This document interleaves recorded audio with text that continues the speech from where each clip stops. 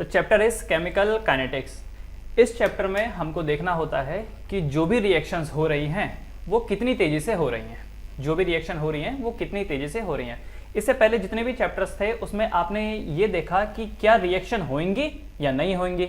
जब आप थर्मोडायनेमिक्स पढ़ते हो तो आप उसमें देखते हो कि कोई भी रिएक्शन होगी या नहीं होगी।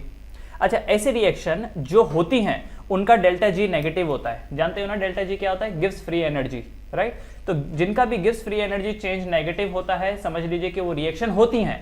और जिनकी नहीं होती है, आई मीन जिनका डेल्टा जी पॉजिटिव होता है, उन रिएक्शन को करवाना पड़ता है, करेक्ट।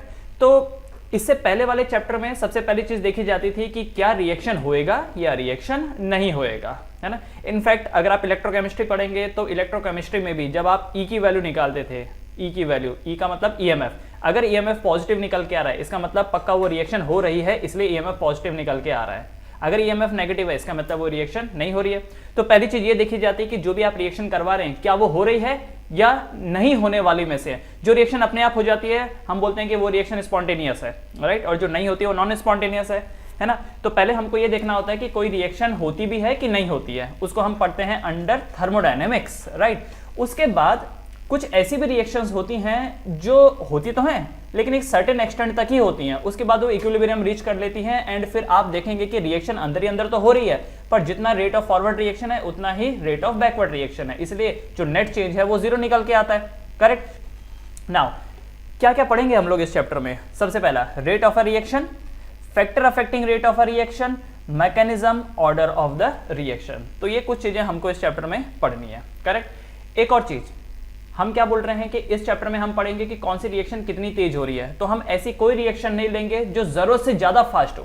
जैसे फॉर एन एग्जांपल अगर कहीं पे बॉम्ब ब्लास्ट हो रहा है वो भी एक रिएक्शन है, राइट। बारूद का जलना वो भी तो एक रिएक्शन है, लेकिन वो इतनी तेज रिएक्शन है कि विद इन माइक्रो सेकंड्स वो हो जाती है, तो उनको स्टडी नहीं किया जाता। या ऐसी रिएक्शन भी हम लोग स्टडी नहीं करेंगे जिसमें सालों साल लग जाए। फॉर एन एग्जाम्पल तुम स्टडी कर रहे हो लोहे पे जंग लगने का, ठीक है, रस्टिंग ऑफ एन आयरन, अब वो लगाएगा सालों साल, उसको भी स्टडी नहीं करना है। तो हमको यहाँ पर मॉडरेट लेवल की जो रिएक्शंस होती है उसको स्टडी करना होता है, correct. So we will neither study too slow reaction nor too fast, okay. एक और बात, ये जो रिएक्शन है ये होता क्यों है और कैसे होता है? तो होता क्यों है? होता इसलिए है कि पक्का प्रोडक्ट ज्यादा स्टेबल रहा होगा रिएक्टेंट से, पक्का प्रोडक्ट ज्यादा स्टेबल रहा होगा रिएक्टेंट से। कोई भी चीज हम इसीलिए करते हैं ना ताकि जो नया चीज हम कर रहे हैं या जो नया चीज मिले वो पहले से बेटर हो, राइट। हम जो भी करते हैं, हम स्टडी कर रहे हैं वो क्यों कर रहे हैं? ताकि आने वाला टाइम बेटर हो। तो आने वाले बेटरमेंट के लिए हम कोई भी काम करते हैं। तो जब कभी भी रिएक्शन होता है वो इसलिए होता है कि पक्का प्रोडक्ट ज्यादा स्टेबल होगा as comparative to the reactant, इसीलिए रिएक्शंस होते हैं, राइट। अब रिएक्शन के दौरान होता क्या है? पुराने बॉन्ड टूटते हैं, breaking of old bond and the formation of new bond. अगर कोई रिएक्शन आयनिक हो तो ये प्रोसेस आप देखेंगे कि बहुत फास्ट हो रही है, बहुत फास्ट हो जाती है ये, अगर कोई आयनिक रिएक्शन है तो।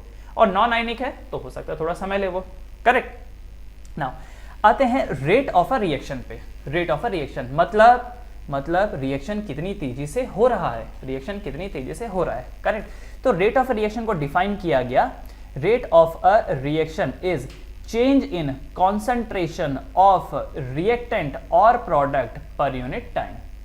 अब कैसे पता करेंगे कि रिएक्शन हो रहा है, कितनी तेजी से हो रहा है, कैसे पता करेंगे? देखो आपके पास जो रिएक्टेंट है देखो कितनी तेजी से खत्म हो रहा है, आप देखो कि जो प्रोडक्ट है वो कितनी तेजी से बन रहा है। अब जैसे मान लो एक गेहूं पिसाने वाली एक मशीन है, वो कितनी तेजी से काम कर रही है, कैसे पता चलेगा? देखो कि जो आपको आटा मिल रहा है वो कितनी तेजी से बर्तन भर रहा है, आपका बहुत तेजी से भर रहा है, इसका मतलब फास्ट है वो मशीन, राइट। स्लो हो रहा है तो मतलब स्लो है। तो कितनी तेजी से रिएक्टेंट का कॉन्सेंट्रेशन बदल रहा है या फिर प्रोडक्ट का बदल रहा है, दोनों में से देख सकते हैं। आप ये भी देख सकते हो कि उस मशीन में, उस चक्की में गेहूं कितनी तेजी से खत्म हो रहा है, और ये भी देख सकते हो कि आटा कितनी तेजी से बन रहा है। तो दोनों तरीके आपके पास, आइदर किसी भी वे में आप इसको देख सकते हैं। तो जब कभी भी हम बात करते हैं रेट ऑफ रिएक्शन की तो आपको क्या देखना है? कॉन्सेंट्रेशन में कितना चेंज आया है। अगर कॉन्सेंट्रेशन में चेंज ही नहीं आ रहा, आपने 10 किलो गेहूं डाला था उस चक्की में और आज भी वो 10 किलो ही है, इसका मतलब मशीन तो काम ही नहीं कर रही, करेक्ट। तो आपको चेंज देखना होता है। तो जब कभी भी चेंज की बात करेंगे कॉन्सेंट्रेशन की, तो आपको मालूम है ना कॉन्सेंट्रेशन का यूनिट क्या होता है? मोल पर लीटर। कॉन्सेंट्रेशन नापने के तो कई तरीके हैं लेकिन सबसे ज्यादा फेमस अपना मोलैरिटी है। तो इसीलिए जो यूनिट बन के आएगी न्यूमरेटर की वो क्या होगी? मोल पर लीटर। और डिनोमिनेटर में क्या लेना होता है? टाइम।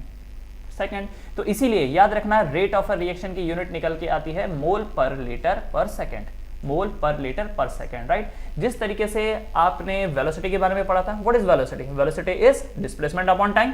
तो जितना ज्यादा डिस्प्लेसमेंट होगा समझ लीजिए कि उतना ही ज्यादा वेलोसिटी है। तो डिस्प्लेसमेंट की यूनिट होती थी मीटर और टाइम की होती थी सेकंड, तो मीटर पर सेकंड। यहां पर कॉन्सेंट्रेशन बाय टाइम है, इसका मतलब मोल पर लीटर पर सेकंड। Clear everyone?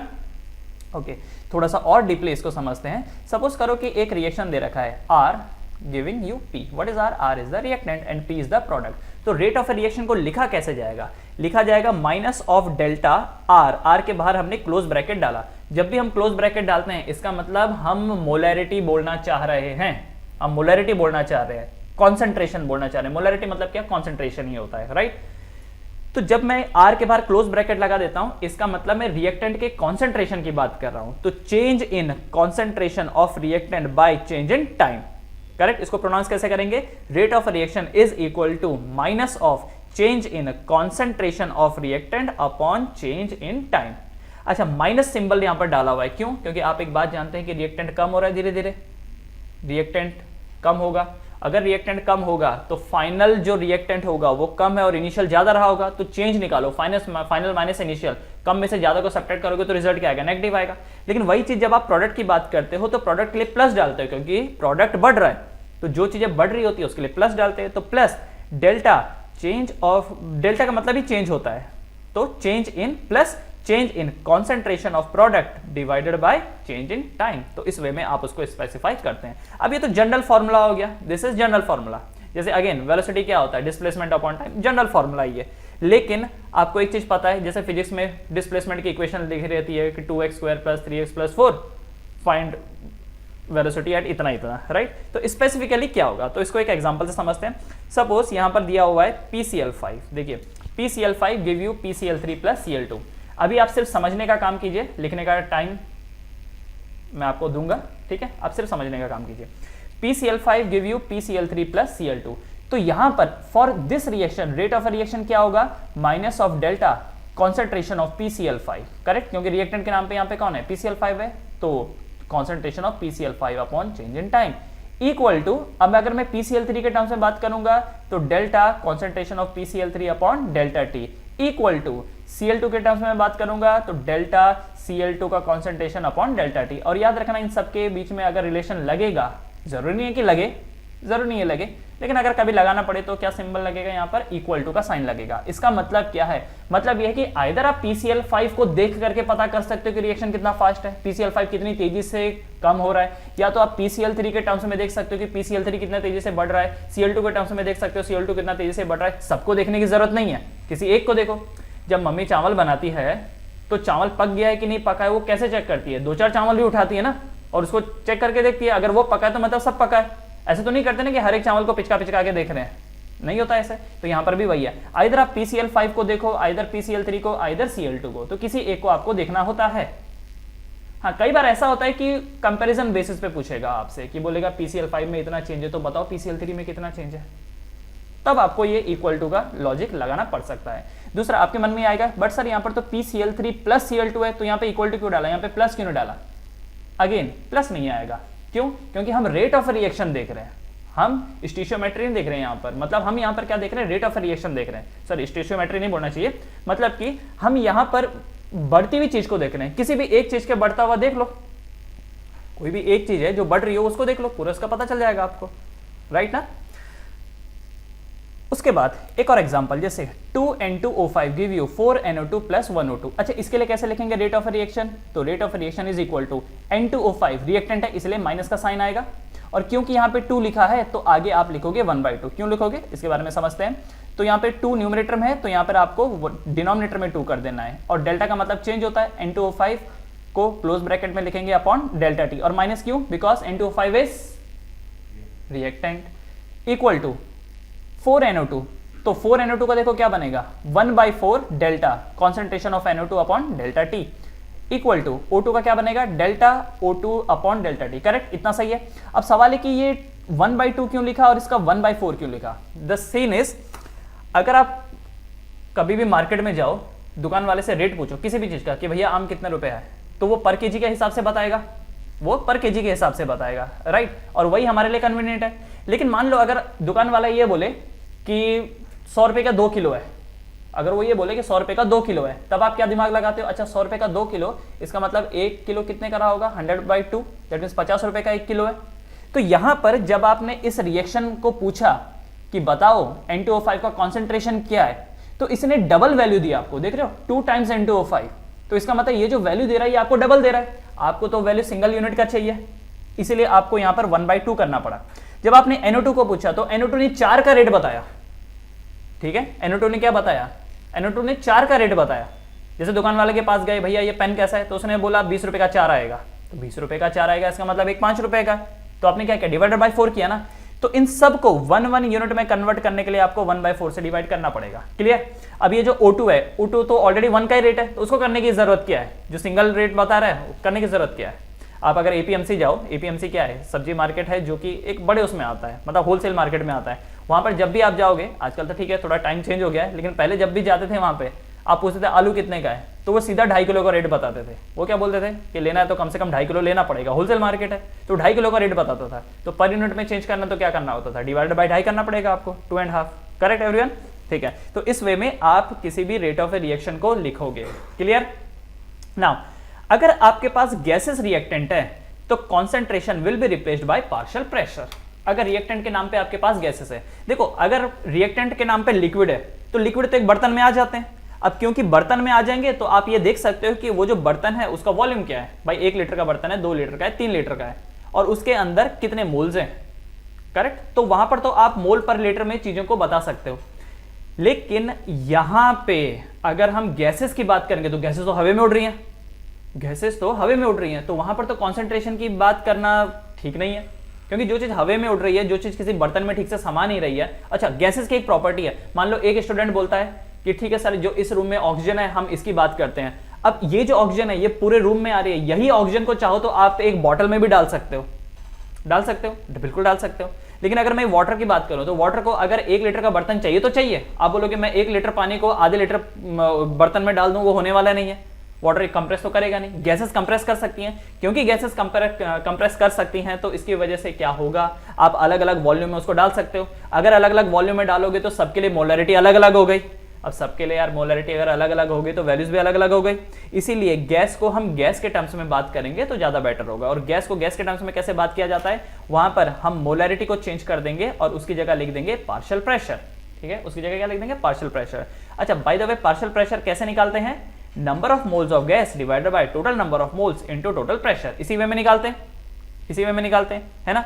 कि देखो आपके सराउंडिंग में या जिस भी सिस्टम की आप बात कर रहे हैं वहां पर टोटल गैसेस के कितने नंबर ऑफ मोल्स है, टोटल कितने नंबर ऑफ मोल्स है। जैसे फॉर एन एग्जांपल ये एक बर्तन है, ठीक है। इस बर्तन में 2 टाइप की गैसेस भरी हुई हैं, एक हाइड्रोजन भरा हुआ है और एक नाइट्रोजन भरा हुआ है, फॉर एन एग्जांपल, ठीक है। हाइड्रोजन के हैं 2 मोल और नाइट्रोजन के हैं 3 मोल। हमने देखा कि ये जो बर्तन है इसके अंदर जो टोटल प्रेशर है, जो टोटल प्रेशर है वो 100 पास्कल का है, लेट्स से 100 पास्कल का यहाँ पर टोटल प्रेशर है।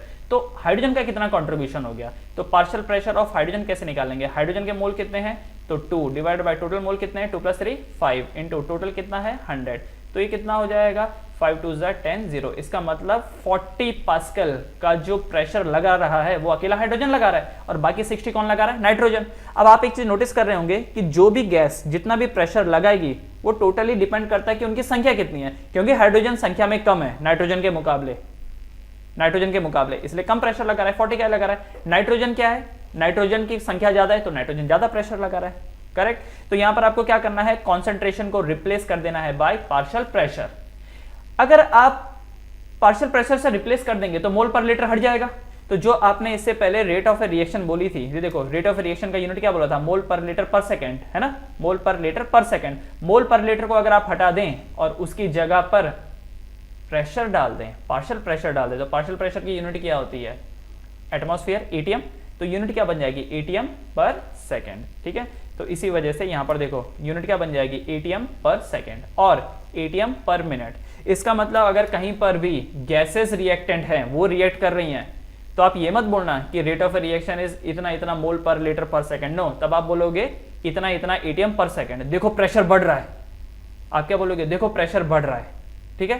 अभी देखो, आप जब साइकिल में या बाइक में हवा भराने के लिए जाते हो तो उसके पास एक सिलेंडर होता है, उस सिलेंडर से वो कंप्रेस्ड एयर आपकी गाड़ी में भरता है। वो कैसे चेक करता है कि अंदर गैस भरी है कि नहीं है? उसके ऊपर एक वो लगा होता है गैस के लिए, एक आपको मालूम है ना, वो प्रेशर मीटर होता है, वो लगा होता है। वो देखता है कितना प्रेशर है, प्रेशर जितना उसको बताया गया अगर उतना है तो समझ जाता है कि भाई ये भर चुका है, राइट। वही थोड़ी देखता है कि कितना मोल है इस डब्बे के अंदर, नो, वो देखता है प्रेशर कितना है। प्रेशर अगर उसके लेवल का हो गया तो बात खत्म हो गई, है ना। तो याद रखना, गैस के लिए हमको क्या यूज करना होता है? एटीएम, एटीएम पर सेकंड और एटीएम पर मिनट। जैसे आप वेलोसिटी को पर सेकंड भी नाप सकते थे, metre per second, metre per minute, metre per hour, ऐसे भी नाप सकते थे। तो यहाँ पर भी अगेन आप एटीएम पर सेकंड और एटीएम पर मिनट का इस्तेमाल कर सकते हैं। क्लियर है एवरीवन? उसके बाद एक और चीज न्यूमेरिकल पे आने से पहले, average rate of reaction. Average rate of reaction, तो एवरेज रेट ऑफ रिएक्शन को क्या लिखेंगे? देखिए, रेट ऑफ रिएक्शन को तो आर से डिनोट किया जाता है, ठीक है। नीचे क्या लिखा जाता है? Average equal to change in concentration of reactant upon change in time, correct. अच्छा, बाय द वे यहाँ माइनस होना चाहिए था, मैंने माइनस नहीं लिखा, मैंने माइनस नहीं लिखा। एक बात आप समझिए, अगर आप मुंह से कुछ नहीं बोलते हो तो माइनस डालो, लेकिन अगर आप मुंह से बोलते हो कि रिएक्टेंट डिक्रीज हुआ है तो माइनस डालने की जरूरत नहीं है, क्योंकि आप अपने मुंह से बता रहे हो। जैसे जूनियर क्लास में जब आप ये एक्सेलरेशन वाले क्वेश्चंस करते थे फिजिक्स में, तो अगर कोई गाड़ी रिटार्डेशन कर रही है और आपने अपने मुंह से बोल दिया कि गाड़ी इज रिटार्डिंग, तो माइनस डालने की जरूरत नहीं है। लेकिन अगर कुछ नहीं बता रहे हो तो माइनस डालना पड़ेगा, वरना सामने वाले को समझेगा कैसे?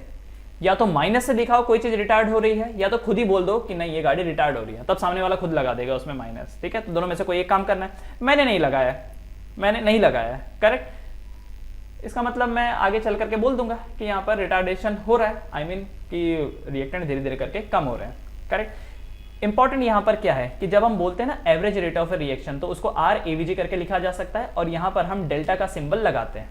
और वही चीज instantaneous rate of reaction, instantaneous मतलब उस पर्टिकुलर इंस्टेंट में कितना रेट ऑफ रिएक्शन था। तो देखो इसी फॉर्मूले को देखो, आर एवरेज की जगह पर हमने क्या लिख दिया? आर इंस्टेंट, एवरेज की जगह हटा दिया और लगा दिया यहाँ पर इंस्टेंट। आप इस वर्ड का मतलब समझते हो? इंस्टेंट क्या होता है? इंस्टेंट, तुरंत। एक होता है एवरेज और एक होता है तुरंत। एक एग्जांपल से समझिए, आप एक रूम में बैठे हुए हैं, आप स्टडी कर रहे हैं, आपने सोचा था कि मैं 2 घंटे स्टडी करूंगा, ठीक है भाई। आप बैठे 2 घंटे स्टडी करने के लिए, आपने किया 2 घंटों में से 1 घंटे 45 मिनट आपने स्टडी किया। फिर क्या हुआ कि आपके फ़ोन में एक पॉपअप हुआ, किसी का मैसेज आया, आपने फ़ोन उठाया और मैसेज देखा। सडनली आपके फादर आ गए और उनको लगा ये तो मोबाइल में बस लगे हुए हैं, और आपको धो डाला, करेक्ट। तो हुआ क्या यहाँ पर? पूरी सिचुएशन को अगर आप एनालाइज करो तो एवरेजली आप पढ़ ही रहे थे। 2 घंटे में से 1 आवर 45 मिनट पढ़ने का मतलब ये हो गया कि मेजॉरिटी टाइम तो आप पढ़ ही रहे थे। एवरेज अगर कोई निकाले तो वो यही देखेगा कि नहीं ये बच्चा एवरेजली तो पढ़ ही रहा था, लेकिन उस इंस्टेंट में क्या हुआ? होगी ठुगाई, क्योंकि उस इंस्टेंट में नहीं पढ़ रहे थे, राइट ना। तो इंस्टेंटेनियस अलग होता है एंड एवरेज अलग होता है। एक एग्जांपल से और समझिए, मैं पनवेल से निकला CST जाने के लिए, टोटल डिस्टेंस इज 50 किलोमीटर, मुझे लगा 2 घंटे, तो मेरी एवरेज स्पीड क्या है? 50/2 that is 25 kilometre per hour. क्या मैं पूरी यात्रा में 25 पे चला रहा था? कभी सिग्नल आया होगा तो मैंने रोका होगा, कभी खुला हाईवे देख करके मैंने दौड़ाया भी होगा, but in the calculation my average speed is 25 only. वो थियोरेटिकल वैल्यू है, प्रैक्टिकल तो कभी हो ही नहीं सकता। कभी कोई 25 के लेवल पे गाड़ी कंटिन्यूसली थोड़ी चला सकता है, कहीं ब्रेक भी मारेगा, कहीं एक्सीलरेट भी करेगा। So average is 25, right. लेकिन इंस्टेंटेनियस वेलोसिटी अलग अलग होगी। तो जब मैं यहां से निकला 10 मिनट बाद मेरे फ्रेंड का फोन आया कि और भाई क्या चल रही है स्पीड? मैंने कहा कुछ नहीं, 0 है। बोलता है 0 है? मैं कहा हाँ, सिग्नल पे खड़ा हूँ। तो इंस्टेंटेनियस स्पीड उस वक्त क्या हो गई? 0।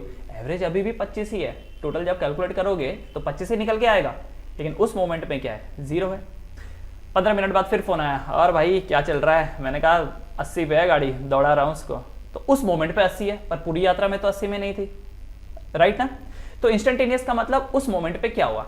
अब एवरेज से इंस्टेंटेनियस कैसे निकाले? देखो एवरेज का फॉर्मूला तो सिंपल है, कितना चेंजेस हुआ रिएक्टेंट में डिवाइडेड बाय टाइम में।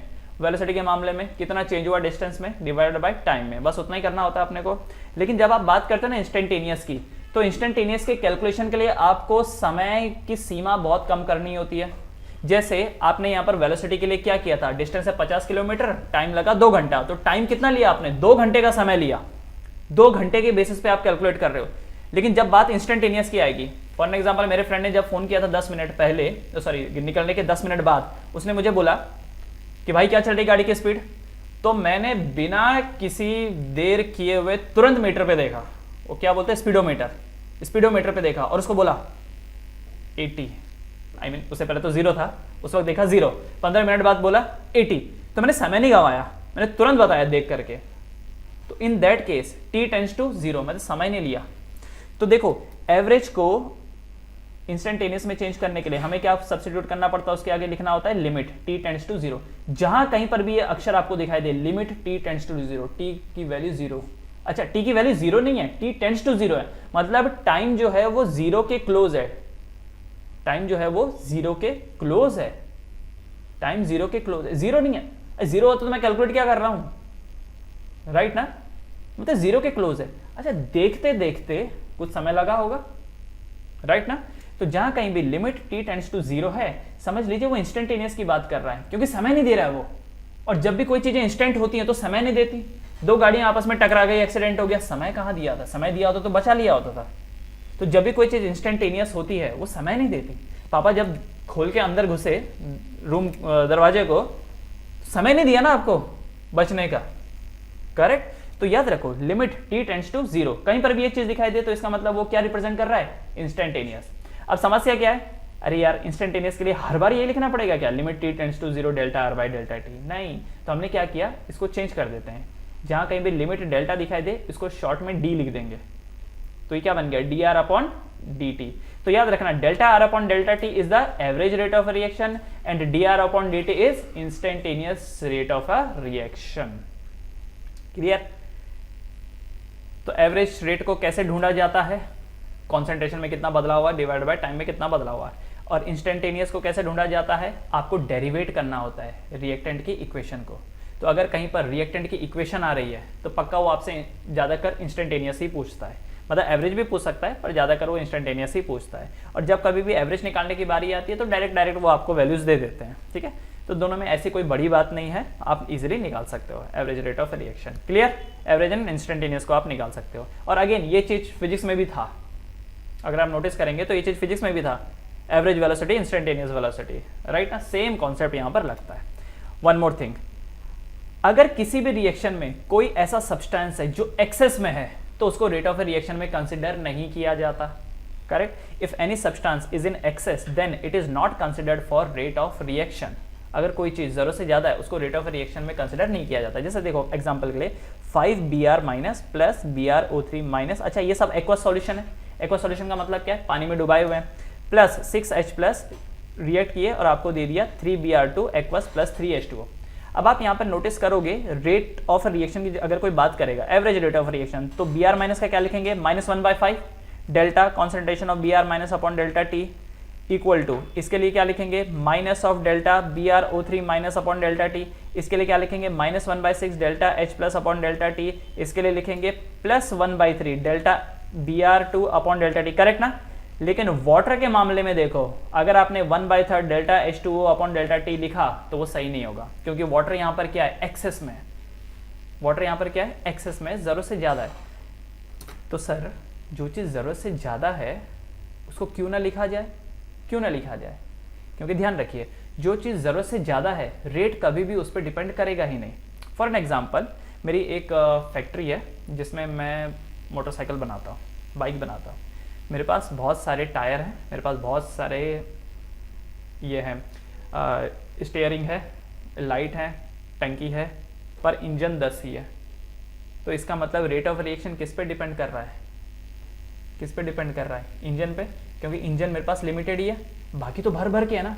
इसका मतलब कि मेरा जो प्रोडक्शन है वो मेरे इंजन पे डिपेंडेंट है, इंजन खत्म काम रुक जाएगा, लेकिन बाकी तो भर भर के हैं। तो जो चीज़ ज़रूरत से ज़्यादा है उसको कंसिडर ही नहीं करना, क्योंकि तो बहुत ज़्यादा है, वो तो ख़त्म नहीं होने वाला।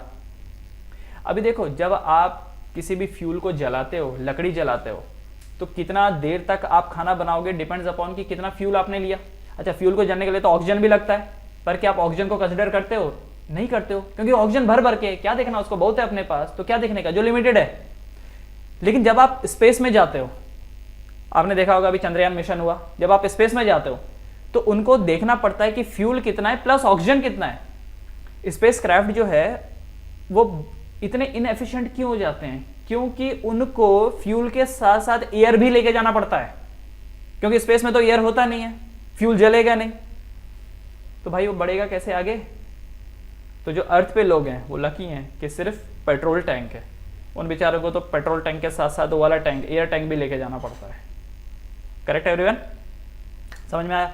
तो जो चीज एक्सेस में है उसको लिखने की जरूरत नहीं पड़ती है, क्योंकि रेट ऑफ रिएक्शन उस पर डिपेंड नहीं करता है।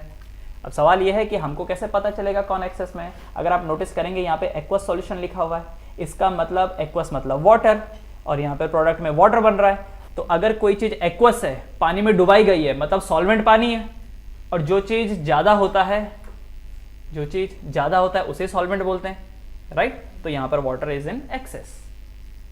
करेक्ट। क्वेश्चन करते करते समझ में आ ही जाता है वैसे तो कौन सा एक्सेस है कौन सा नहीं है। चलिए इतना समझ में आया सब लोग को, तो आया समझ में। तो कोई सवाल हो तो आप लोग पूछ सकते हैं, और इसके बाद फिर आते हैं न्यूमेरिकल्स पे। ऑलराइट, तो आगे बढ़ने से पहले एक बार जो जो ये लिखा है उसको देख लो, पूरा ऊपर कर रहा हूं मैं, जहां जहां पे लिखना होगा उसे आप लोग पॉज करके लिख लीजिए। Now coming to the question. Question है 4NH3 plus 5O2 give you 4NO plus 6H2O. If the formation of NO is 3.6 into 10 to the power minus 3 mole per liter per second, full stop. Calculate number 1 rate of disappearance of NH3, rate of formation of H2O. अच्छा, ये जो questions है ना, इनको आप मुंह जबानी solve कर सकते हो, बस आपको सिर्फ कंपेयर करना है। किसको कंपेयर करना है? स्टीशियोमेट्रिक कोफिशिएंट को। What I mean by this, देखो 4NH3 plus 5O2। अच्छा, NH3 एंड O2 क्या ये वो स्पीशीज हैं जो गायब हो जाएंगी, डिसअपियर हो जाएंगी? NO एंड 6H2O क्या ये वो स्पीशीज हैं जो बनने लगेंगी, है ना? अब आप एक बार कंपेयर कीजिए जरा, जब 4NH3 डिकम्पोज हो रहा है तो 4NO प्रोड्यूस हो रहा है, करेक्ट ना? तो अगर कोई आपसे बोले कि अगर 1NH3 डिकम्पोज हो रहा है तो क्या 1NO ही बनेगा? सही है ना? देखो कोफिशिएंट, देखो बस कोफिशिएंट को कोफिशिएंट से कंपेयर करना है। जैसे क्लास 11th में ये जो क्वेश्चन आते थे ना, आपको याद होगा कि methane react with oxygen to form CO2 plus water, तो 16 ग्राम मीथेन जब जलेगा तो कितना वाटर बनेगा। एग्जैक्टली वैसे कॉन्सेप्ट है, बस क्या है ये रेट के टर्म्स में है। नाउ अंडरस्टैंड दिस, समझिए। अगर 4NH3 टूटता है तो 4NO बनता है। कोई बोले 10NH3 टूटा तो कितना NO बना? 10 बना, राइट। किसी ने बोला 5NH3 टूटा तो कितना बना? 5NO बना, करेक्ट। तो इनका रिलेशन कुछ ऐसा है। अब एक चीज सोचिए जरा, वाटर का और अमोनिया का कनेक्शन देखिए। 4NH3 और ये क्या है? 6H2O। तो अगर 4NH3 टूटेगा तो 6H2O बनेगा। कोई अगर बोलता है कि 8NH3 टूटा, 8NH3 टूटा, तो ऑक्सीजन तो वाटर कितना बनेगा? H2O कितना बनेगा? कितना बनेगा? 12। अरे 4 का 8 हुआ ना। अब 4 का 8, अब मैंने क्या बोला? 4NH3 है, ठीक है। जब 4NH3 टूटता है तो 6 वाटर बनता है। अगर 8NH3 टूटेगा तो ये भी तो डबल बनेगा, 6 का कितना बनेगा? 12 बनेगा। आपको बस ऐसे ही कंपेयर करना है। कोई बोलेगा कि अगर 2NH3 टूटा तो वाटर कितना बना? फिर तो वाटर कितना बना? अगर ये 2 हुआ तो वाटर कितना बना? तो डिवाइडेड बाय करो, तो 4 को जब 2 से डिवाइड किया तब तो 2 बना। इसका मतलब 6 को डिवाइडेड बाय 2 करेंगे तो 3 बनेगा। तो इसका मतलब अगर अमोनिया 2 टूटेगा तो वाटर 3 बनेगा। जस्ट एक कंपेरिजन है, ऐसा समझो। अगर मैं 4 रुपया दूंगा तो तुमको 6 रुपए देना होगा, तो अगर मैं 8 रुपया दूंगा तो तुमको कितना देना होगा? 12, डबल ना, क्योंकि मैं 4 का डबल 8 दे रहा हूं तो तुमको 6 का डबल 12 देना पड़ेगा। अच्छा, मैं अगर 4 का ट्रिपल 12 दूंगा तो तुमको 6 का ट्रिपल देना पड़ेगा, करेक्ट ना? समझ में आया? इसी वे में आपको कंपेयर करना है। Now understand this, if the formation of NO is 3.6 into 10 to the power -3 mole per litre per second. अगर नाइट्रोजन ऑक्साइड का formation 3.6 into 10 to the power -3 mole per litre है 1 सेकंड में, तो calculate the rate of disappearance of NH3। तो अगर NO 1 second में इतना produce हो रहा है तो NH3 कितना डिकम्पोज हो रहा है? तो जरा दिमाग लगाइए, जितना NH3 डिकम्पोज होता है उतना ही NO प्रोड्यूस होता है। तो अगर इस मोमेंट पे NO का production rate 3.6 into 10 to the power -3 है तो NH3 का भी तो उतना ही डिकम्पोजिशन रेट होगा, करेक्ट ना? हाँ, तो आप बोलोगे बट सर ये 4 है, अरे तो 4 होने दो, 8 होने दो, क्या फर्क पड़ता है, बराबरी पे चल रहे हैं ना दोनों। तो अगर NO का प्रोडक्शन रेट 3.6 इंटू 10⁻³ है, तो इसका मतलब NH3 का डिकम्पोजिशन रेट क्या होगा, अगेन सेम होगा, करेक्ट, 3.6 इंटू 10⁻³ लिखना कैसे उस पर भी आएंगे, लेकिन पहले हम इसको लॉजिकली समझेंगे। दूसरा देखिए, rate of formation of water, rate of formation of water, water किस कदर बनेगा। अब आप एक चीज नोटिस कीजिए, जब 4 NO बनता है तो 6 H2O बनता है, 4 NO बनता है तो 6 H2O बनता है। तो आपको ऐसा नहीं लग रहा, अगर आप रेशियो वाइज इसको देखें, अगर NO के 2 यूनिट बनेंगे तो इसके 3 यूनिट बनेंगे वाटर के, करेक्ट ना। तो देखिए यहां पे सिंपली आप ऐसा समझ लीजिए, 4 कब होता है, 2,2 पे 2 + 2 पे 4 बनता है, और 6 कब बनता है, 2, 2, 2 पे बनता है, राइट। तो इसका मतलब 2 हिस्से अगर 3.6 इंटू 10⁻³ है तो 3 हिस्से कितने होंगे, तो जरा समझ लीजिए 2 हिस्से, अगर 2x की वैल्यू यहाँ पे 3.6 इंटू 10⁻³ है तो एक हिस्सा कितना रहेगा, 3.6 इंटू 10⁻³ तो 3 हिस्से कितने रहेंगे, तो दोनों साइड 3 मल्टीप्लाई कर दो, है ना। तो ये जो वैल्यू देगा तो कितना बनेगा, 1.8, 18 3 5.4 इंटू 10⁻³ यही बनेगा, करेक्ट। तो ये कैसे किया हमने, दिमाग लगाया कि जब ये 4 यूनिट बन रहा है, ये 6 यूनिट बन रहा है, तो हमने देखा कि 4 क्या होता है, 2 + 2 होता है, मतलब 2 अगर 2 बार आए तो 4 होता है, और 6 क्या होता है जब 2 3 बार आए, इसका मतलब ये एक्स्ट्रा बन रहा है, ये है ना। बस इसी वे में आप इसको सॉल्व कर सकते हो। तो चलो इसके एक बार सॉल्यूशंस देख लेते हैं, ठीक है, जरा इसका सॉल्यूशन देखिए, दिस इज द सॉल्यूशन। क्या देखो, आपको एग्जाम में अगर MCQ आता है तब तो ये मेथोडोलॉजी अपनाओ जो मैंने यहाँ पर आपको बता रखा है, करेक्ट, ये ऐसा है, थोड़ा दिमाग लगाओ। लेकिन अगर MCQ नहीं है, बोर्ड में आया ये क्वेश्चन, तो आपको पूरे स्टेप लिखने पड़ेंगे क्योंकि मार्क्स वैसे आएंगे। तो स्टेप्स कैसे लिखेंगे, देखो, रेट ऑफ रिएक्शन जिसको हम R से प्रेजेंट करते हैं, क्या मैं रेट ऑफ रिएक्शन को -1/4 d/dt ऑफ NH3 लिखूंगा, equal to -1/5 d/dt of O2 लिखूंगा, equal to +1/4 d/dt of NO लिखूंगा, +1/6 d/dt ऑफ H2O लिखूंगा, करेक्ट। तो पहले क्वेश्चन में कंपैरिजन किसका करना होगा, दिया हुआ NO है, पूछा गया NH3 है, तो क्या NH3 और NO का कंपैरिजन होगा, करेक्ट। तो ये देखो, ये जो मैंने ऑरेंज बॉक्स में ये बनाया हुआ इन दोनों का कंपैरिजन, तो कंपैरिजन क्या है, -1/4 d/dt of NH3 equal to 1/4 d/dt of NO, correct, यही होगा। 1/4 से 1/4 कैंसिल, करेक्ट एवरीवन। क्या बचा लेफ्ट साइड में, d/dt of NH3 equal to d/dt of NO कितना है, 3.6 इंटू 10⁻³ है ना, क्योंकि क्वेश्चन में क्या दे रखा है, the rate of formation of NO, rate of formation of NO क्या होगा, d/dt ऑफ NO ही तो रेट ऑफ फॉर्मेशन है, और इसी की वैल्यू कितनी है, 3.6 इंटू 10⁻³ मोल पर लीटर पर सेकंड, और d/dt ऑफ NH3 क्या है, rate of disappearance of NH3। Again मैंने माइनस क्यों नहीं लगाया, क्योंकि मैं अपने मुंह से बोल रहा हूँ कि रेट ऑफ डिसअपीयरेंस है ये, तो माइनस लगाने की जरूरत नहीं है। So the rate of disappearance of NH3 is 3.6 into 10⁻³ mole per litre पर सेकंड। समझ में आया क्या कि हमने ये अमोनिया वाला और ये NO वाले को कंपेयर किया, करेक्ट। अब दूसरा सवाल यहाँ पर यह है कि rate of formation of water क्या है, वाटर का फॉर्मेशन रेट क्या है। अब आप चाहो तो NO को वाटर से कंपेयर कर सकते हो, चाहो तो आप अमोनिया को वाटर से कंपेयर कर सकते हो, क्योंकि बात तो एक ही है, क्योंकि अब तो इसकी भी वैल्यू आ गई ना, पहले तो सिर्फ NO की वैल्यू पता थी, अब तो इसकी भी वैल्यू आ गई, तो किसी को भी किससे कंपेयर करो। हमने सोचा चलो आजू बाजू वाले को कर लेते हैं, तो क्या लिखा, 1/4 d/dt of NO is equal to 1/6 d/dt of H2O, correct. 6 इधर चला जाएगा, 6/4 d/dt of NO equal to d/dt of H2O। अच्छा, हमने 6 को इधर क्यों लिया, 4 को उधर क्यों नहीं लिया, क्योंकि हमें क्या निकालना था, rate of formation of water. Rate of formation of water क्या होता है, d/dt ऑफ H2O, करेक्ट ना।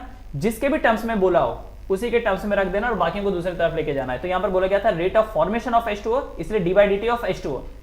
इस वाले क्वेश्चन में rate of disappearance of NH3, इसलिए d/dt ऑफ NH3।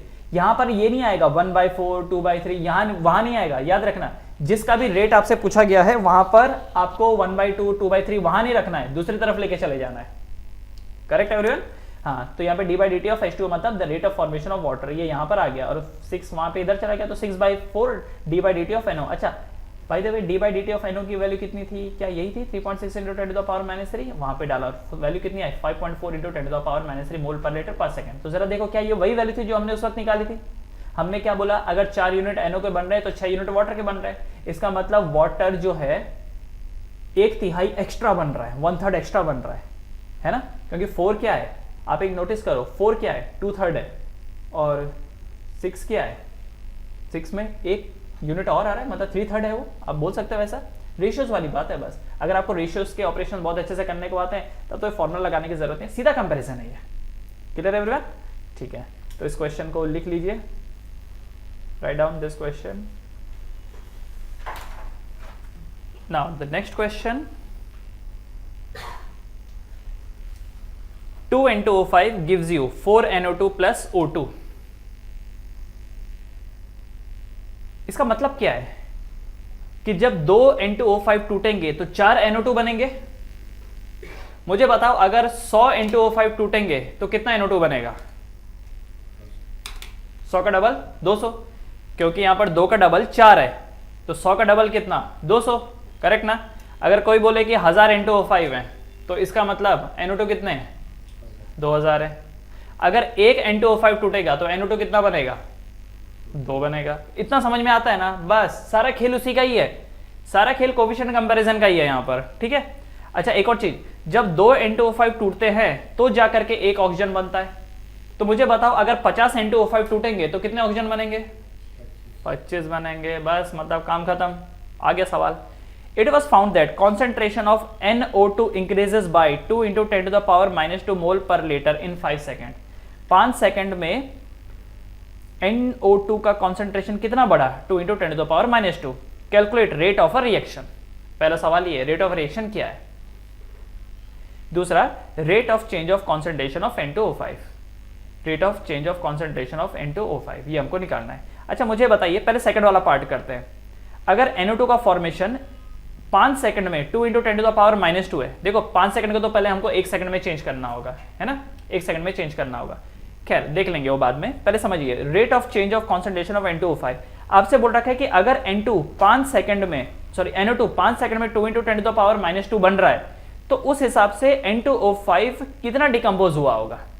तो क्या रेशियो इन दोनों के बीच में, क्या रिलेशन है? अगर NO2 4 है तो N2O5 2 है, तो अगर NO2 2 into 10 to the power minus 2 है तो N2O5 कितना होगा? 4 कैसे होगा? आधा होगा ना। अरे कोफिशिएंट चेक करो ना, कोफिशिएंट आधा है। तो अगर ये NO2 अगर 4 है तो N2O5 2 है, तो अगर NO2 2 into 10 to the power minus 2 है तो ये क्या होगा? उसका आधा होगा, 1 into 10 to the power minus 2 होगा, करेक्ट? ठीक है। अच्छा पर क्योंकि 5 सेकंड की बात है तो दोनों साइड डिवाइडेड बाय 5 कर देंगे, ठीक है ना। दूसरा पहले यहां पर क्या बोला था? Rate of reaction. तो रेट ऑफ रिएक्शन को हम कैसे डिफाइन करते हैं? क्या है रेट ऑफ रिएक्शन? कैसे डिफाइन करेंगे इसको? R इक्वल टू, इसको कैसे लिखेंगे? R इक्वल टू कैसे लिखेंगे?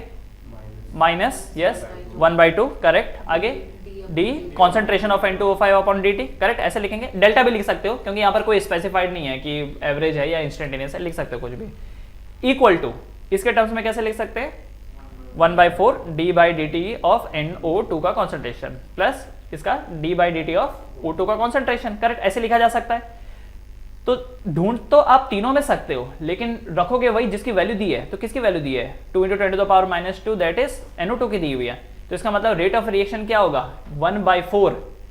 इसके टर्म्स में आपको बात करनी पड़ेगी, 1/4 d/dt of NO2, correct, okay. तो अब वहां पर आप उसकी वैल्यू डालोगे तो ये देखिए ये यहाँ पे रेट ऑफ रिएक्शन को बिल्कुल ऐसे ही आपने बताया था, करेक्ट ना? हाँ, तो आपको जो दे रखा है 2 into 10 to the power minus 2, ये क्या है? d/dt ऑफ NO2 है। अच्छा वो भी इन 5 सेकंड। तो देखो d/dt of NO2 will be 2 into 10 to the power minus 2 mole per litre in 5 second. तो 1 सेकंड में कितना हो गया? 2/5 कितना? 0.4 into 10 to the power minus 2, that means 4 into 10 to the power minus 3 mole per litre पर second. What is this? d/dt of NO2, correct. तो ये जो d/dt ऑफ NO2 है this is 4 into 10 to the power minus 3, ठीक है। तो इसका कितना होगा? 2 into 10 to the power minus 3, जो कि इसका सेकंड पार्ट है। देखो 2 into 10 to the power minus 3 है ना, सेकंड पार्ट यही है इसका। फर्स्ट पार्ट पे आते हैं रेट। तो रेट के लिए हम इस NO2 वाले एक्सप्रेशन को ले लेते हैं क्योंकि इसकी वैल्यू हमको पता है ना, 4 into 10 to the power minus 3।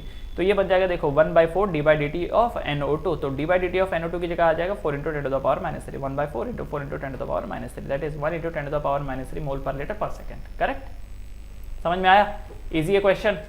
दूसरा देखो, आइडियली तो ये है कि पहले आपको खुद ट्राई करना चाहिए उस चीज़ को और उसके बाद फिर आपको आगे बढ़ना चाहिए, राइट?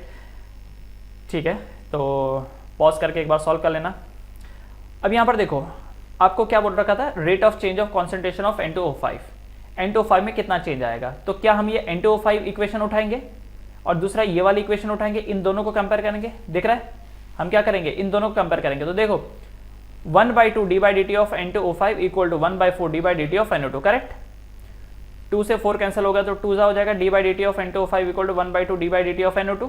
तो d/dt of N2O5 will be equal to 1/2 d/dt of NO2 कितना है, तो यहाँ पे निकाला था 4 × 10⁻³ वो यहाँ पे आपने डाल दिया, तो आंसर कितना है 2 × 10⁻³ मोल पर लीटर पर सेकंड। सब ओरल क्वेश्चन है ये। अगर आपको कोफिशिएंट कंपेयर करना आता है तुरंत मुंह जबानी हो जाएगा, ये पेन उठाने की भी जरूरत नहीं है अगर कंपेयर करना आता है तो, ठीक है। तो फर्स्ट पार्ट क्या था, rate of reaction equal to 1/4 d/dt of NO2, 1/4 तो वैसे रहेगा, d/dt ऑफ NO2 की वैल्यू 4 × 10⁻³ है। अच्छा, ये 4 × 10⁻³ अलग से इसलिए सॉल्व करने की जरूरत पड़ेगी क्योंकि ये वैल्यू उन्होंने 5 सेकंड की दे रखी है, इसलिए 1 सेकंड का निकालना जरूरी था, इसलिए बस इतना पार्ट अलग से सॉल्व हुआ, अदरवाइज उतनी भी जरूरत नहीं थी आपको। क्लियर, ठीक है, इसको लिख लो। Now next question, for reaction 2A + B give you 3C, the rate of appearance of C at time t is 1.3 × 10⁻⁻4 mole per liter per second. Calculate at this time rate of a reaction, and second is rate of disappearance of A। ठीक है, तो देखो reaction क्या है, 2A + B gives you 3C। अच्छा, compare करो coefficient को, 2A + B, जब 2 यूनिट A का लगेगा तो 1 यूनिट B का लगेगा। जैसा चश्मा, 2 लेंस लगेंगे तो 1 फ्रेम लगेगा। तो अगर कोई बोले कि मेरे पास 400 लेंस है तो फ्रेम कितने लगेंगे, 200 लगेंगे। 400 का आधा कितना, 200 ना, यस। तो यहाँ पर यही है, 2 यूनिट अगर A लगेगा तो 1 यूनिट B लगेगा, और बदले में C कितना प्रोड्यूस होगा, 3 यूनिट लगेगा। तो अगर कोई आपसे B और C को कंपेयर करने के लिए बोलेगा, कोई आपसे बोलेगा कि अगर B 100 डिकम्पोज हुए तो बताओ C कितने बने, 300 बने, करेक्ट। बस सारा खेल कंपैरिजन का ही है। तो यहां पर देखो, सबसे पहले तो बोल रखा है calculate at this time rate of a reaction. Okay, मुझे बताओ यहां पर रेट ऑफ ए रिएक्शन को आप कैसे स्पेसिफाई करेंगे। रेट इज इक्वल टू, कैसे लिखेंगे, rate is equal to, yes, -1/2 dA/dt equal to, आगे क्या लिखेंगे, dB/dt इक्वल टू, आगे 1/3 dC/dt। अच्छा, माइनस लगा देना, जब आप रेट की बात करते हो ना माइनस लगा देना, ये जो A की बारी आएगी माइनस आएगा, B की बारी में माइनस आएगा, C में नहीं आएगा माइनस, ठीक है। लेकिन जब आप फाइनली अपना आंसर बताओगे द रेट ऑफ डिसअपीयरेंस, तब माइनस मत लगाना क्योंकि 2 बार हो जाएगा, ठीक है। तो रेट ऑफ ए रिएक्शन, अच्छा देखो, रेट ऑफ ए रिएक्शन बताने के लिए क्या सही है, रेट ऑफ ए रिएक्शन बताने के लिए क्या सही है, -1/2 dA/dt बोलना सही है, या -dB/dt बोलना सही है, या +1/3 dC/dt बोलना सही है। बताओ, अगर मुझे फर्स्ट पार्ट निकालना है रेट ऑफ रिएक्शन, तो किसको बोलना सही है इन तीनों में से। वैसे तो तीनों सही हैं, पर किसको यूज करना चाहिए, ऑब्वियसली 3C वाला, दैट्स करेक्ट, क्योंकि इंफॉर्मेशन किसकी दी हुई है आपको, C की दी हुई है, the rate of appearance of C, और वैल्यू तो उसी की दी है ना C वाले की, 1.3 × 10⁻⁴। तो इसका मतलब rate is equal to 1/3 dC/dt। तो 1/3 वैसे ही रहेगा, dC/dt की जगह क्या आ जाएगा, 1.3 × 10⁻⁴ मोल पर लीटर पर सेकेंड। तो आ गया, तो 1/3 × 1.3 × 10⁻⁴, दैट्स करेक्ट, आ गया। तो पहले वाले का आंसर हो गया। दूसरा, rate of disappearance of A का रेट ऑफ डिसअपीयरेंस कितना होगा। तो क्या कंपैरिजन करेंगे आप, एक चीज देखो, जब ये 3 यूनिट प्रोड्यूस हुआ तो A 2 यूनिट गया, तो अगर C का प्रोडक्शन 1.3 × 10⁻⁴ है तो इसका मतलब A का कितना रहा होगा गायब होने का, हो 2/3 रहा होगा, 2/3 रहा होगा, तो 2/3 ऑफ 1.3 × 10⁻⁴, ऐसा करके लिखेंगे हम लोग। फिर भी लिखना कैसे, लिखना देखो ऐसा होगा, 1/2 dA/dt is equal to 1/3 dC/dt, correct. तो फिर ये जो 2 है, 2 इस तरफ आ जाएगा तो 2/3 ही हो जाएगा, करेक्ट। ये देखो, so this is the solution. R is equal to, ये देखो, ये दिख रहा है आपको, फर्स्ट पार्ट देखो, R इक्वल टू 1/3 dC/dt, तो 1/3 का 1/3 dC/dt हो गया 1.3 × 10⁻⁴, जो कि गिवन वैल्यू थी, तो ये आंसर आ जाएगा, इसको सॉल्व कर लेना आगे। और दूसरे पार्ट को कंपैरिजन करने के लिए हमने ए और सी को कंपेयर किया, तो डी बाई डी टी क्या बन गया, 2 इधर आ गया, 2/3 of D C upon D T. तो D C upon D T की वैल्यू कितनी है, 1.3 इंटू 10⁻⁻⁴ मोल per litre per second. Clear? Easy question है, ये इजी है। अगर ध्यान आपका जगह पर मौजूद है तो ये क्वेश्चन बहुत ही ईजी है, लेकिन अगर ध्यान भटकेगा तो इससे इजी इजी सवाल भी समझ में नहीं आएंगे। ठीक है, जस्ट कंपैरिजन वाला खेल है। जब कभी भी आप किसी क्वेश्चन में कंपेयर करते हैं ना, तो सतर्कता बहुत जरूरी है, वरना फिर क्या हो जाता है कि कहीं ना कहीं छोटी मोटी भूल आपसे हो जाएगी। ठीक है, और लिखना कैसे वो भी मैंने आपको सॉल्यूशन में बता दिया। Clear everyone? ठीक है, इसे आप लिख लीजिए।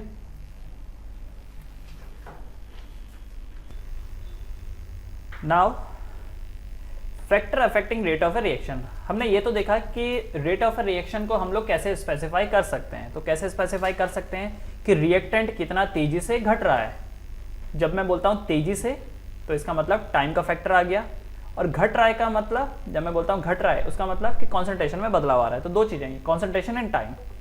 तो इससे पहले हम लोगों ने क्या देखा कि ये जो रेट ऑफ ए रिएक्शन है उसको हम लोग स्पेसिफाई कैसे करते हैं। ओके, अब कि ये जो रेट ऑफ ए रिएक्शन है ये किस पे डिपेंडेंट है, क्यों कुछ रिएक्शन बहुत तेजी से हो जाते हैं, क्यों कुछ रिएक्शन स्लो स्लो होते हैं, क्या रीजन है।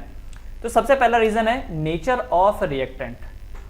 कुछ रिएक्शन बहुत तेजी से हो जाते हैं, कुछ रिएक्शन बहुत स्लो स्लो होते हैं। पहला रीजन क्या है, नेचर ऑफ रिएक्टेंट। इसके बारे में क्या बता रखा है कि bond strength of reactant and product, मतलब कि रिएक्टेंट के बॉन्ड स्ट्रेंथ क्या थे, प्रोडक्ट के बॉन्ड स्ट्रेंथ क्या थे, उसके बेसिस पे ये पता चलता है कि रिएक्शन कितनी तेजी से होगी। अब आप एक चीज समझो, अगर प्रोडक्ट बन रहा है बहुत ही मजबूत, बहुत ही स्टेबल, तो इसका मतलब तेजी से होगा वो। अरे भाई, एक ऐसा काम जिसमें आपको बहुत सारी कमाई होने वाली है, क्या आप तुरंत करोगे उसको? एक ऐसा कॉन्ट्रैक्ट जिसमें बहुत पैसा आपको मिल रहा है, तुरंत करोगे? लेकिन एक ऐसा कॉन्ट्रैक्ट जिसमें कुछ ज्यादा खास हाथ लग नहीं रहा है, तो आप क्या बोलोगे, अरे देखेंगे, सोचेंगे, करेंगे, ऐसा ऐसा करके। यही होता है, लोग लटकाते हैं। छोटे मोटे काम को देख लो, बहुत लटकता है छोटा मोटा काम, लेकिन जो बड़े बड़े काम होते हैं वो फटाक से हो जाता है, क्योंकि सामने वाले को उसमें खूब फायदा हो रहा होता है। यहां पर भी वही है, अगर प्रोडक्ट बहुत ज्यादा स्टेबल है, उसके बॉन्ड बहुत ज्यादा स्ट्रॉन्गर है as comparative to the reactant, तो वो बहुत तेजी से होगा, अदरवाइज स्लो होगा। ठीक है, दूसरा, concentration of reactant. Rate of a reaction is directly proportional to the concentration of the reactant. जितना ज्यादा आप रिएक्टेंट लेंगे, रेट ऑफ ए रिएक्शन उतना ही तेजी से होता है। क्या रीजन है? रीजन सिंपल है, ज्यादा रिएक्टेंट लोगे उनमें ज्यादा टकराने का चांसेस होगा। रिएक्शन कब होता है? जब दो रिएक्टेंट आपस में टकराते हैं। ज्यादा रिएक्टेंट लोगे, ज्यादा टक्कर होगी, ज्यादा बार टक्कर होगी, तो ज्यादा प्रोडक्ट बनेंगे। जैसे जैसे करके रिएक्टेंट आपस में टकरा के प्रोडक्ट बना रहे हैं, आप देखेंगे कि रिएक्टेंट कम कम हो रहे हैं, और जब रिएक्टेंट कम कम कम कम होते हैं तो रेट ऑफ रिएक्शन भी कम हो जाता है। करेक्ट? अपना इंडिया है, 135 करोड़ लोग हैं यहाँ पे। अब इतने लोग हैं तो ऑब्वियसली आपस में डिस्प्यूट भी ज्यादा होंगे, तो बहुत सारी लड़ाई झगड़े हैं, ये सब वो सब, क्योंकि हम हैं भी इतने ज्यादा। करेक्ट? अब अंटार्कटिका को देख लो, वहां लोग ही नहीं है, तो वहां पर डिस्प्यूट भी नहीं मिलेगा आपको, क्योंकि जब लोग होंगे तो डिस्प्यूट होंगे ना। अभी आपने सुना होगा कि इंडिया में कोर्ट केसेस सालों सालों तक चलते हैं, 12-12 साल तक चल रहे हैं। अरे भाई, केसेस ही इतने हैं क्योंकि लोग ही इतने हैं यहाँ पे। तो जितना ज्यादा रिएक्टेंट होते हैं उतनी ही ज्यादा उनमें टक्कर होती है, और जितनी ज्यादा टक्कर होती है उतना ही ज्यादा रेट ऑफ रिएक्शन बढ़ता है। इसीलिए स्टार्टिंग में रेट ऑफ रिएक्शन बहुत तेज होता है, लेकिन बाद में रेट ऑफ रिएक्शन घटता चला जाता है, बाद में चीजें स्लो हो जाती है। कभी घर में आपने देखा होगा, पानी का नलका खोलो, जब टंकी ऊपर की फुल भरी हुई होती है तो देखो पानी कितना प्रेशर में आता है।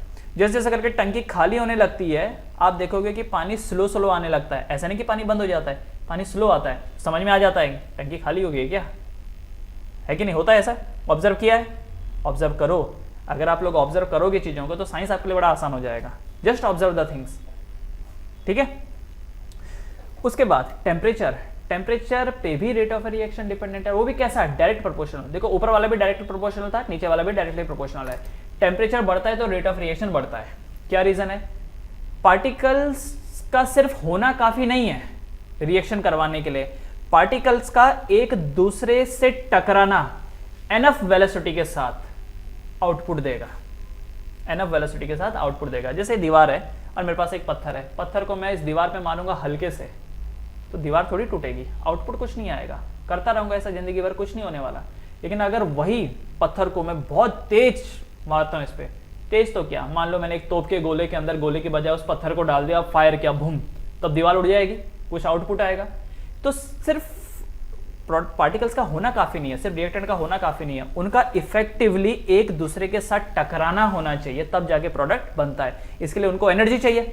तो जब आप टेम्परेचर बढ़ाते हो तो जो पार्टिकल की टक्कर पहले स्लो स्लो होती थी, आउटपुट कुछ नहीं आता था, और वो बहुत तेजी से टकरा रहे हैं। और जब बहुत तेजी से टकराएंगे तो क्या होगा, पुराने बॉन्ड टूटेंगे, तेजी से टकरा रहे हैं ना, पुराने बॉन्ड टूटेंगे और जा करके फिर नए बॉन्ड बनेंगे। समझ में आया? इसीलिए जब कभी भी टेम्परेचर बढ़ता है तो रेट ऑफ रिएक्शन भी बढ़ता है। और ऐसा ऑब्जर्व किया गया है कि जब कभी भी टेम्परेचर में 10 डिग्री सेल्सियस का इंप्रूवमेंट आता है तो रेट ऑफ रिएक्शन डबल हो जाता है। टेम्परेचर में अगर 10 डिग्री का फर्क है तो रेट ऑफ रिएक्शन डबल हो जाता है। इसका मतलब कभी देखा होगा गर्मियों में खाना जल्दी खराब होता है, अगर फ्रिज ना हो घर में तो नॉर्मली गर्मियों में आप देखोगे कि आपका जो खाना है वो बड़ी जल्दी खराब हो जाता है, लेकिन वही चीज़ सर्दियों में काफ़ी लंबे टाइम तक चलता है। अच्छा, फ्रिज के अंदर ही देख लो, टेम्परेचर कम होता है, इसके लिए खाना कई कई दिनों तक रह जाता है उसमें। वो अलग बात है कि हमको इतना पुराना खाना नहीं खाना चाहिए, खाना तामसिक हो जाता है। तामसिक मतलब जानते हो? तामसिक मतलब वो जो एनर्जी देने के बजाय एनर्जी खींच ले शरीर से, वैसा। कहते हैं कि खाना जब बनाया उसके 3 घंटे में खा लेना चाहिए। उससे ज़्यादा जब होता है खाना तो फिर वो एनर्जी देने के बजाय एनर्जी लेना शुरू करता है और फिर आलस आने लगता है। फिर ऐसा होता है कि यार मन नहीं कर रहा है, ये नहीं हो रहा। वो किस वजह से हो रहा है? बिकॉज अब वो खाना वैसा बन चुका है तामसिक। तो जब बने 3 घंटे के अंदर खा लो, और इतना एक्सेस कभी ना बने कि अब वो बच रहा है। अगर बच भी गया तो किसी जानवर को खिला दो, कुछ भला अलग हो जाएगा आपका, ठीक है। तो हर 10 डिग्री सेल्सियस पे रिएक्शन रेट हो जाता है डबल। तो अगर सर्दियों में कोई चीज एक दिन में खराब होती है तो गर्मियों में वो आधे दिन में ही खराब हो जाएगी, राइट। आपने देखा है जो पुराने ज़माने के जो ये डायनासोर की हड्डियां हो गई, ये मैमूथ के जो स्केलेटन है, ये उधर नॉर्दर्न रीजन मतलब साइबेरिया ये सब में ढूंढते रहती है पब्लिक, क्योंकि वहीं मिल सकते हैं, क्योंकि वहाँ पर प्रिजर्व्ड है, कम टेम्परेचर है, रिएक्शन रेट कम है, तो डिकम्पोजिशन वहाँ पर ज़्यादा तेज़ी से होता नहीं है, तो वहाँ पे मिलते हैं। इंडिया में ढूंढ के देखो कहाँ मिलने वाला है, गर्मी है भाई बहुत ज़्यादा, तो रिएक्शन रेट क्या है यहाँ पर बहुत ज़्यादा है। क्लियर है? समझ में आया? तो कोई पूछे कि टेम्परेचर बढ़ने से रेट ऑफ रिएक्शन में क्यों इंप्रूवमेंट आता है, क्यों बढ़ता है, वो द रीजन इज टेम्परेचर बढ़ता है तो पार्टिकल का जो कॉलिजन है वो बढ़ता है, या बोलूँ इफेक्टिव कॉलिजन बढ़ता है, ठीक है। इफेक्टिव कॉलिजन बढ़ता है जिसकी वजह से पुराने बॉन्ड टूटते हैं, नए बॉन्ड बनते हैं और रिएक्शन रेट स्पीड अप हो जाता है, ओके। उसके बाद प्रेजेंस ऑफ कैटलिस्ट, कैटलिस्ट के होने से भी रेट ऑफ रिएक्शन बढ़ता है। क्यों? कैटलिस्ट करता क्या है? कैटलिस्ट बिना इन्वॉल्व हुए ही रेट ऑफ रिएक्शन को बढ़ा देता है। जैसे तुम घर में पढ़ाई कर रहे थे, तुम 1 घंटे में एक चैप्टर खत्म कर रहे थे, तुम्हारे पापा आए, तुम्हारे बाजू में आके बैठ गए, बस सिर्फ बैठे हैं, कुछ नहीं कर रहे हो, कुछ भी नहीं, जस्ट आके बैठ गए। अब देखो 1 घंटे में 2 चैप्टर हो रहे हैं तुम्हारे, क्या किया पापा ने? कुछ नहीं किया, कुछ इन्वॉल्वमेंट नहीं है उनका, जस्ट साइड में आके बैठे। तो तुम्हारे पापा क्या है? कैटलिस्ट का काम किया तुम्हारे लिए, खुद इन्वॉल्व नहीं है, ऐसे नहीं कि तुमको पढ़ा रहे हैं, जस्ट तुम्हारे आजू बाजू आकर के बैठ गए। अच्छा, वैसे अगर कोई पूछे कि क्या हुआ होगा तो हम जानते हैं कि ठीक है, जो ध्यान भटक रहा था, मालूम है पापा बैठे हैं तो थोड़ा सा एक बस अब ध्यान है बराबर, ठीक है। इसकी वजह से यहाँ पर क्या होता है, रिएक्शंस के दौरान कैटलिस्ट कैसे काम करता है, कैसे स्पीड अप कर देता है चीज़ों को। तो 2 चीज़ें होती हैं। कैटलिस्ट क्या करता है, नंबर 1 याद रखना, किसी ने अगर पूछ लिया कि कैटलिस्ट किस तरीके से रेट ऑफ रिएक्शन को बढ़ा देता है, तो पहला तरीका क्या होता है, कैटलिस्ट एक्टिवेशन एनर्जी को कम कर देता है। क्या करता है? एक्टिवेशन एनर्जी को कम कर देता है। What do you mean by activation energy? Activation energy का मतलब होता है किसी भी चीज को स्टार्ट करने के लिए जो इनिशियल अमाउंट ऑफ एनर्जी आपको देनी पड़ती है उसको रिड्यूस कर देता है। फॉर एन एग्जाम्पल, तुमको ठंड लग रही है और तुमको पता है कि मुझे लकड़ी जलाना है, तो तुम लकड़ी लेके आए, तो आपको क्या जैसी लकड़ी लेके आए तुरंत आग लग जाएगी, या जलाना पड़ेगा? उसको जलाना पड़ेगा, खुद से तो नहीं जलेगी। आपने देखा होगा हर चीज को इनिशिएट करना पड़ता है। लकड़ी है, आपको मालूम है कि वो जलेगी तो आपको हीट एनर्जी देगी, लेकिन पहले आपको उसको जलाना पड़ेगा, करेक्ट और नॉट? पहले आपको उसको जलाना पड़ेगा। तो जो लकड़ी है उसको जो जलाने के लिए आप एनर्जी दे रहे हो, दैट इज एक्टिवेशन एनर्जी। एक बार आपका जला करके हो गया, बस अब चुपचाप बैठे रहे, अब वो जलेगा और आपको एनर्जी देगा। बाइक है बाहर खड़ी हुई, आपको ट्रेवल करना है, ठीक है। बाइक का इंजन जब वर्क करता है तो आपको आपको पहुंचाता है एक जगह से दूसरी जगह, लेकिन पहला किक तो खुद मारना पड़ता है। ये मत बोलना सर मेरे में तो इलेक्ट्रिक स्टार्टर है। अरे तो इलेक्ट्रिक स्टार्टर है तो क्या हुआ, स्टार्टर कोई भी हो पर इनिशिएट तो कर रहा है ना। वो स्टार्टर को बैटरी एनर्जी दे रही, जो एनर्जी तुमको देनी थी वो बैटरी दे रही, पर कोई ना कोई तो है जो इनिशिएट कर रहा है, राइट। तो लकड़ी का जो एक्टिवेशन एनर्जी है वो ज्यादा है या गैस का ज्यादा है, मुझे बताओ। गैस को स्टार्ट करने के लिए आपको ज्यादा एनर्जी देनी पड़ती है या फिर लकड़ी को? लकड़ी को। गैस के लिए क्या है, गैस ऑन किया, टक लाइटर लिया, एक चिंगारी से वो ऑन हो जाता है। तो गैस के मामले में एक्टिवेशन एनर्जी कम है, एलपीजी गैस में एक्टिवेशन एनर्जी कम है, लेकिन वही अगर लकड़ी के मामले में देखें तो एक्टिवेशन एनर्जी ज्यादा है। और जिन चीजों का एक्टिवेशन एनर्जी ज्यादा है वो चीजें अक्सर इतनी जल्दी इनिशिएट होती नहीं है। तुमको मैगी खाने का बड़ा मन कर रहा है, घर पे बैठे हो, बरसात हो रही है, मैगी खाने का बड़ा मन कर रहा है। अब मैं तुमको बोलूं कि जाओ लकड़ी जलाओ और मैगी बनाओ, तो तुम क्या बोलोगे, है लकड़ी जलाएं मैगी बनाएं कितना तामझाम है, नहीं करेंगे। आप बोलोगे ऐसे ठीक है सो जाते हैं, राइट। लेकिन वही अगर गैस है तो आपको मालूम है कुछ नहीं करना है, टक लाइटर लिया, टक हो गया चालू, चलो मैगी बनाओ। अब शहर में लोग इतना कचर कचर क्यों खाते बैठते हैं, गैस है, फट से चालू किया ले ये बनाया, फट से चालू किया ले वो बनाया, वो बात खत्म हो गई उधर ही।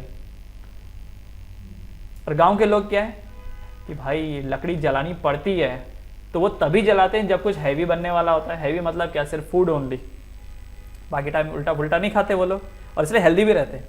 अगर आप कंटिन्यूसली चबाते रहते हो, कुछ ना कुछ खाते रहते हो, तो आपको बॉडी को डीप क्लिनजिंग का टाइम नहीं मिलता, जिसकी वजह से ना जो टॉक्सिक पार्टिकल है वो बॉडी के अंदर ही रह जाते हैं। इसकी वजह से फिर ये बीमारी, फिर वो बीमारी, फिर वैसी बीमारी। गांव के लोग देखो एकदम हेल्दी हैं, क्योंकि गैस तो है नहीं, लकड़ी पे ही बनाएंगे, और जब लकड़ी पे बनाएंगे तो दिन में 3 बार ही बनाएंगे, आलतू फालतू इन बिटवीन वो करते नहीं है, तो बॉडी को क्लिनजिंग के लिए टाइम मिलता है। और दूसरा एक और रीज़न है, गैस के ऊपर जब भी कुकिंग होती है, गैस का हाई टेम्परेचर पे कुकिंग होती है, हाई टेम्परेचर पे कुकिंग होगी तो वो जो आप खाने में आपको जो मिनरल्स और वो सब प्रोटीन ये सब मिल रहा है, वो मॉलिक्यूल इतनी हाई गर्मी की वजह से टूट जाते हैं। अब जब टूट जाएंगे तो उनका कैरेक्टरिस्टिक डिस्ट्रॉय हो जाएगा, तो आपको उतना पोषण वो दे नहीं पाते हैं। लेकिन गाँव साइड में क्या है, चूल्हे के ऊपर पकता है, चूल्हा मतलब लकड़ियाँ जलाई जाती हैं, उनका टेम्परेचर उतना ज़्यादा नहीं होता, तो वो जो न्यूट्रिशंस है वो डिस्ट्रॉय नहीं होते, मेंटेन रहते हैं, इसके लिए गाँव वाले ज़्यादा हेल्दी हैं, करेक्ट। राइट। तो कैटलिस्ट क्या करता है, रेट ऑफ रिएक्शन को बढ़ा देता है। कैसे? नंबर 1, एक्टिवेशन एनर्जी को कम कर देता है, एक्टिवेशन एनर्जी को कम कर देता है, ठीक है। तो लकड़े को जलाने के लिए एक्टिवेशन एनर्जी ज़्यादा चाहिए होती है और गैस को जलाने के लिए कम। तो कल के दिन अगर ऐसा कुछ हुआ, मैं आपके पास कुछ ऐसा लेके आया कि अब आपको उतनी मेहनत नहीं करनी पड़ रही है, तो अब आप देखोगे कि अब आप लकड़ी का इस्तेमाल इंक्रीज कर दोगे। क्या करना चाहिए, जैसे मैं केरोसिन लेके आया, केरोसिन का तेल वो मैंने लकड़ी के ऊपर डाल दी, अब आपको क्या करना है, सिर्फ एक माचिस ही तो जलाना है, बस लगे लकड़ी पे आग। तो क्या मैंने केरोसिन का इस्तेमाल करके एक्टिवेशन एनर्जी को कम कर दिया? लेकिन यहाँ पर केरोसिन इस्तेमाल हो गया, इसके लिए उसको कैटलिस्ट नहीं बोला जा सकता, ठीक है। दूसरा काम है कैटलिस्ट का, एक प्लेटफॉर्म तैयार करके देना कि रिएक्टेंट उसके ऊपर आए और आपस में बॉन्ड बनाएं, और बॉन्ड बनाने के बाद वो चले जाएं, ठीक है। अब देखो, जैसे मान लो कोई भी रिएक्शन है, N2 + 3H2 give you 2NH3 for an example. अब नाइट्रोजन और हाइड्रोजन, कहाँ नाइट्रोजन कहाँ हाइड्रोजन, आपस में मुलाकातें नहीं हो रही। लेकिन अगर मैंने एक ऐसा सरफेस दे दिया और नाइट्रोजन को बोला आ जाओ सारे नाइट्रोजन इसके ऊपर आके बैठ जाओ, सारे हाइड्रोजन आपस में इसके ऊपर आके बैठ जाओ, तो क्या होगा, नाइट्रोजन और हाइड्रोजन का आपस में बॉन्डिंग बनेगा और उसके बाद वो अलग हो जाएंगे एज ए प्रोडक्ट। आपका स्कूल देख लो, आपका स्कूल किसी कैटलिस्ट से कम थोड़ी है। आप सब अलग अलग परिवार में हो, अलग अलग जगहों पर रहते हो। अगर स्कूल ना होता तो आपकी दोस्ती भी ना होती, अगर स्कूल ना होता तो आपकी दोस्ती ना होती। स्कूल क्या कर रहा है, एक प्लेटफॉर्म दे रहा है जिसमें सब बच्चे आते हैं स्कूल में, और आते हैं एक दूसरे से मिलते हैं, उनके बीच में दोस्ती होती है, और जब जाते हैं तो दोस्त बन के जाते हैं, करेक्ट। तो क्या किया उसने, स्कूल ने एक प्लेटफॉर्म दिया है आपको, वही प्लेटफॉर्म कैटलिस्ट भी देता है। पार्टिकल्स आते हैं, इसके ऊपर एड्सॉर्ब होते हैं, उसके बाद आपस में रिएक्ट करते हैं, प्रोडक्ट बनने के बाद निकल के चले जाते हैं। तो 2 तरीके से कैटलिस्ट काम करता है। Number 1, decrease in activation energy, and the second one is giving a platform, giving a platform so that reactant can react with each other, okay. 5वां, सरफेस एरिया ऑफ रिएक्टेंट। अगर रिएक्टेंट का surface area ज्यादा होगा तो क्या rate of reaction भी ज्यादा होगा, सीधा सा लॉजिक है। अगर रिएक्टेंट का सरफेस एरिया ज्यादा होगा तो रेट ऑफ रिएक्शन भी ज्यादा होगा ना। किसी भी चीज़ को अगर आप चूरा करके घोलने की कोशिश कर दो जल्दी घुल जाएगा। तुम जाते हो इसके पास जूस पीने के लिए मौसम्बी वाले के पास, भैया एक मीठा मौसम्बी का जूस बना के दे दो। अब मीठा तो भाई मौसम्बी महंगा आता है, वो तो एक एवरेज मौसम्बी लेके आता है, उसको निचोड़ता है, अब वो तो उतना मीठा होता नहीं है, तो तुम्हारा ध्यान नहीं रहता, वो सीधा उसमें चीनी घोल देता है। अब वो जो चीनी है वो घर से पीस के लेके आता है, क्योंकि अगर वो नॉर्मल चीनी हो वो तो घुलेगा ही नहीं और नज़र में आ जाएगा, है ना। तो क्या करता है, पीस के रखता है उसको। तुम भी क्या करो, घर में चीनी लो, उसको पीस दो और फिर पानी में घोलो, फट से घुल जाएगा। नमक देखा है कितना तेज़ी से घुल जाता है, क्योंकि नमक का साइज़ छोटा है। लेकिन अगर उसका साइज़ की बात करो, अच्छा नमक का साइज़ एक तो छोटा है और ऊपर से नमक पोलर भी है, इस वजह से भी है, ठीक है। अब वही चीज़ अगर आप चीनी घोलने की कोशिश करो, मोटे पार्टिकल हैं, जल्दी घुलते भी नहीं है। अब मिश्री ले लो, मिश्री पता है, मिश्री वो मोटा मोटा चीनी होता है, अब वो ले लो, उसको घोलो, वो तो छोड़ दो, 2 घंटे से पहले नहीं घुलेगा वो, करेक्ट। तो जितना ज़्यादा सरफेस एरिया होगा उतना ही ज़्यादा रेट ऑफ रिएक्शन बढ़ता है, ठीक है। And the last one, presence of light. Light की मदद से पुराने बॉन्ड टूटते हैं, लाइट की मदद से पुराने बॉन्ड टूटते हैं, और पुराने बॉन्ड टूटेंगे तब तो नए बनेंगे। तो अगर कोई ऐसा हो जो पुराने बॉन्ड तोड़ दे तो भैया बड़ा आसान है हम लोगों के लिए रिएक्शन को फॉरवर्ड करवाना, ठीक है। समझ गए सब लोग। फोटोसिंथेसिस देख लो, फोटोसिंथेसिस कब होता है, जब लाइट होती है, जब लाइट ही नहीं होती तो कितना भी रिएक्टेंट ले लो कुछ नहीं होने वाला, right. So these are the factor which are affecting rate of a reaction. इसमें से ये 2 और 3 वाला concentration of a reactant and temperature, इनको बोला जाता है क्वालिटेटिव इफेक्ट, जबकि ये चौथे वाले को बोला जाता है, एक सेकेंड, ये नीचे वाला क्वालिटेटिव है, ऊपर वाला क्वांटिटेटिव है, ठीक है। This is quantitative effect, alright, इसको लिख लो।